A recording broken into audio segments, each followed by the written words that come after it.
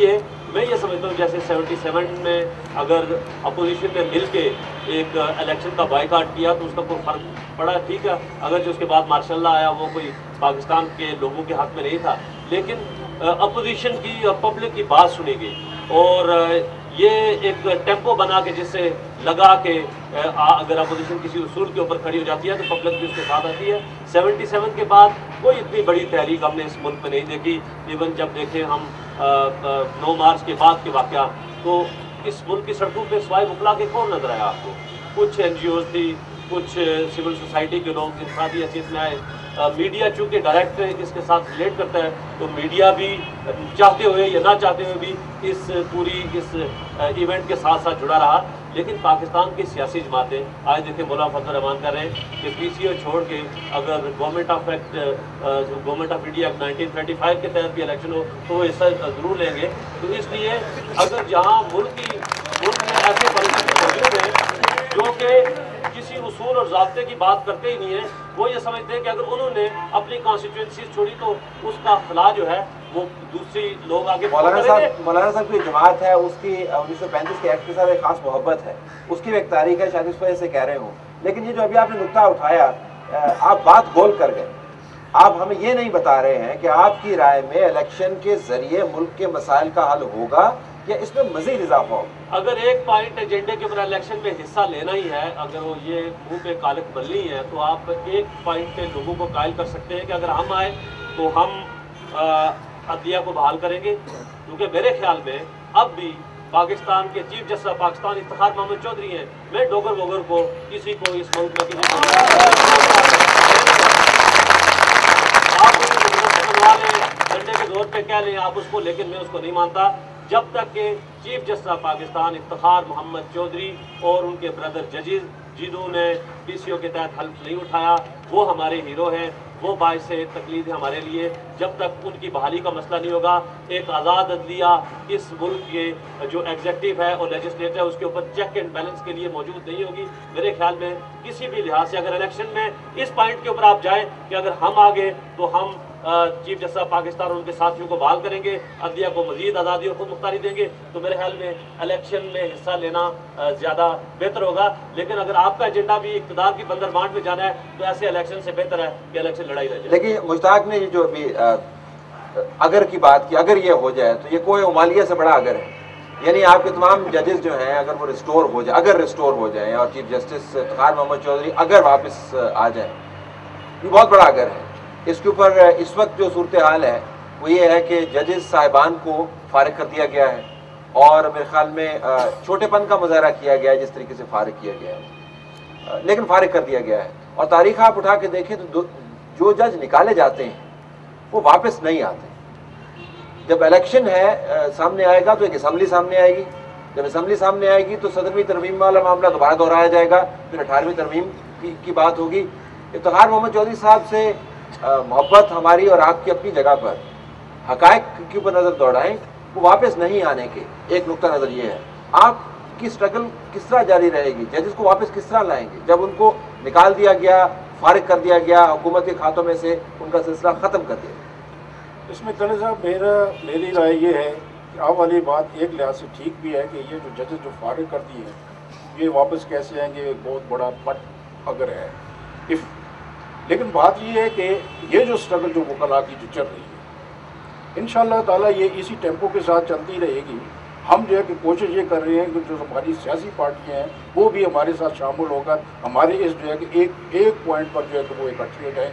और उसमें जहाँ तक तल्लुक है कि जो रिस्पांस जो पॉलिटिकल पार्टीज़ की तरफ आ रहा है, मास वाइज चंद पार्टियों को छोड़कर अक्सरियती पार्टियाँ ऐसी हैं कि जो वकला के उस जो है कि वो इस इशू पर तकरीबन जो है एग्री नज़र आती है। जहाँ तक उन पार्टियों को तल्लुक है कि जो इलेक्शन में हिस्सा ले रहे हैं ये वही लोग हैं कि जो ऑलरेडी इस मुशर्रफ परवेज़ के साथ पहले जो है कि शामिल रहे हैं, ये उन्हीं लोगों का जो है कि वो है कि वो उनके साथ शामिल हैं। और जहाँ तक इस बात का तल्लुक है ये इसकी जो है कि वकला की जो स्ट्रगल कैसे कामयाब होगी, इसमें बज़ाहिर कामयाबी का जहाँ तक ताल्लुक है नज़र नहीं आती। लेकिन ये कठिन मराइल है, इनको हम जो है कि इंशाअल्लाह ये अबूर करेंगे, अपनी स्ट्रगल जारी रखेंगे और उस वक्त तक जारी रखें जब तक कि हमें अपना गोल जो अपना मतमुआ नज़र जो हम हासिल नहीं। सही साहब, साहब का कहना है कि सियासी जमातों को साथ मिलाने की ज़रूरत है।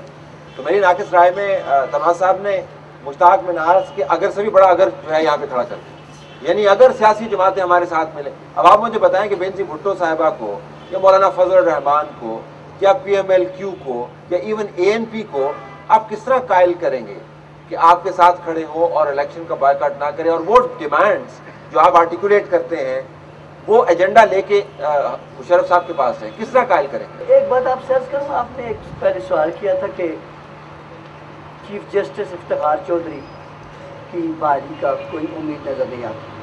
वजाहत जाहिरन आप ये कह रहे थे। मैं आपसे एक बात करना चाहता हूँ, 9 मार्च को जिस दिन इफ्तिखार मोहम्मद चौधरी, चीफ जस्टिस इफ्तिखार चौधरी को सुप्रीम कोर्ट जज की हैसियत से हटाया गया था, सुप्रीम जुडिशल काउंसिल में गए थे, कोई कहता था कि वो शख्स दोबारा बहाल होगा और इसी पाकिस्तान का चीफ जस्टिस होगा।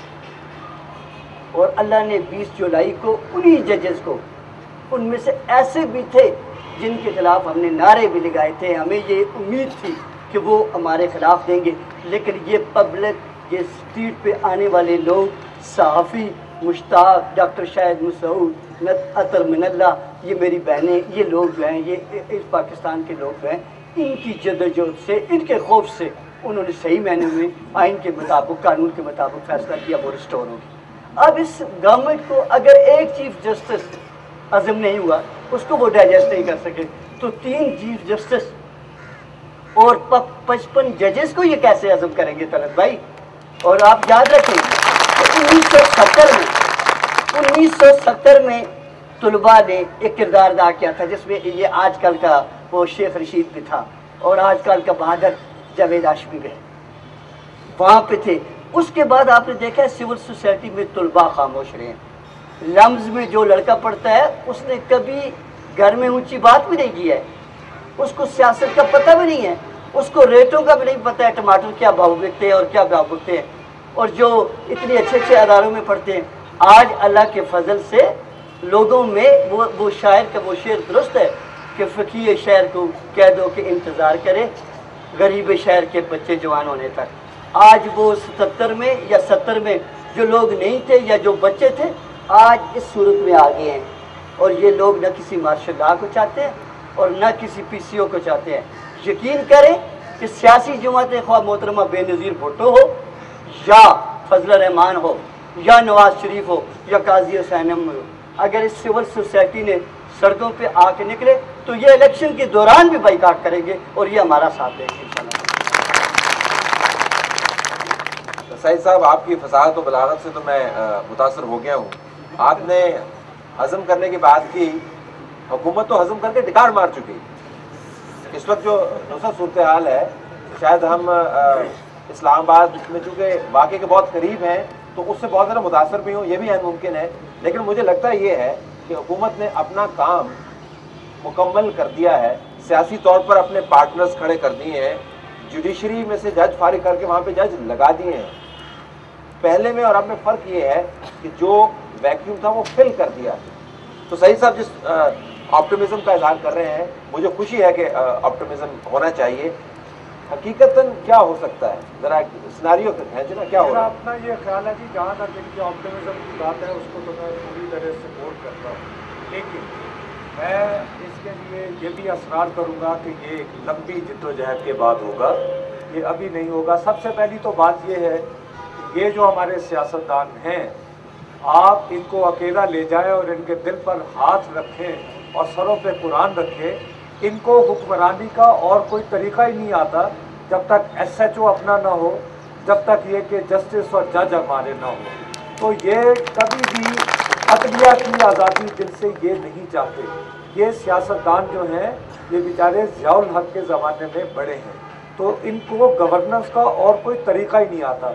इसमें आपने देखा होगा, ये बहस तो चल रही है आजकल कि जजिस के बारे में मोहतरमा की क्या पोजीशन है या नवाज शरीफ साहब की क्या पोजीशन है, लेकिन अपना भी रोना रोने। आप देखिएगा, एक फिक्रा कहा जा रहा होगा, जब तक ये कि मीडिया आज़ाद नहीं होता, कोई सियासतदान जो है, अभी ये वो बैठ के अपना चार्टर एक डिमांड बना रहे हैं, उनको ये पता ही नहीं कि पैमरा के लॉ में क्या क्या तब्दीलियाँ आ गई हैं। मुझे और आपको अपने प्रोग्राम करने में क्या जेन्युइन कदम होंगी।